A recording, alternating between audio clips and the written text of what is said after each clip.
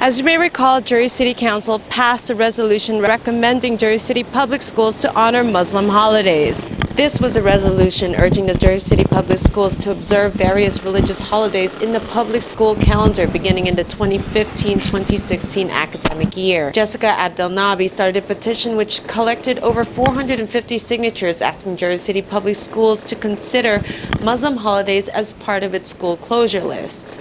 Just last week, the Jersey City Board of Education decided against honoring Muslim holidays to be considered as part of the school closure list. Ms. Abdelnabi told Hudson County View that this is an infringement of the 14th Amendment of the Constitution for religious civil rights. We've had this going on for over 20 years, asking this from Jersey City, and 3 years on and off letters, and then in June, the last letter, until I actually got fed up and I said, let me just write a petition and let me see how many signatures I could collect.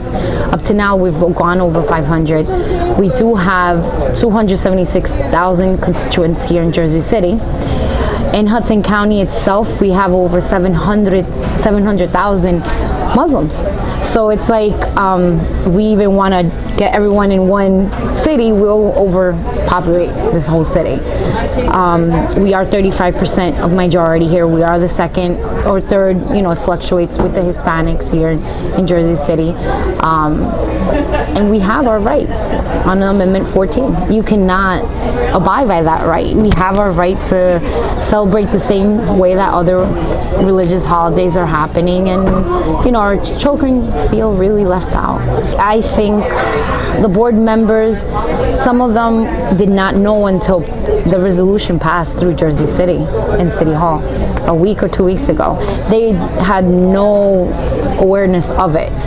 And Mrs. Simon was aware of it, and she kept apologizing over and over during the meeting, stating that it's her fault for not actually going on the matter.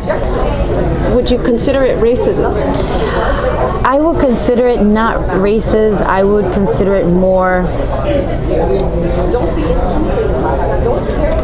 obliging our rights in the Constitution. Really just saying no to our Constitution as human rights. It's not even race, it's human rights. So what would you do now now you spearheaded the petition, basically. What are you doing now? What are your next steps to make sure that... Well, I am going to start going a lot to the Board of Ed meetings, actually, to find out that they are trying to add this to the calendar. There has been board members speaking to some of my fellow friends, Muslim moms, saying that they're going to try to work on it starting as of next week, which is a complete lie, okay? Because it's not going to happen anytime soon. Why do you think it's a lie? It's a lie because they're not going to work on the next year calendar starting next week. They have other things on the agenda. So why would you say that to a mother trying to give them hope? That's just a complete lie. You don't do that.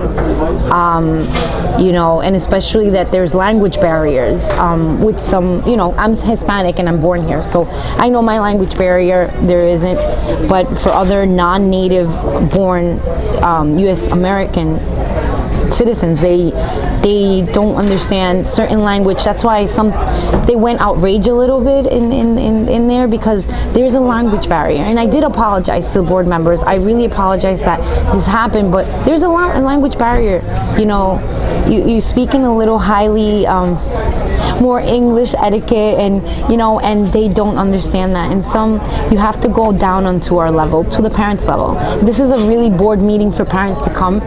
Then bring down a notch in your English. Make the parents understand what's going on and what are you speaking. Don't be trying to say something and then trying to flip-flop, and then you're gonna make them understand a different way. It doesn't work that way. You should be very straight in what you're saying.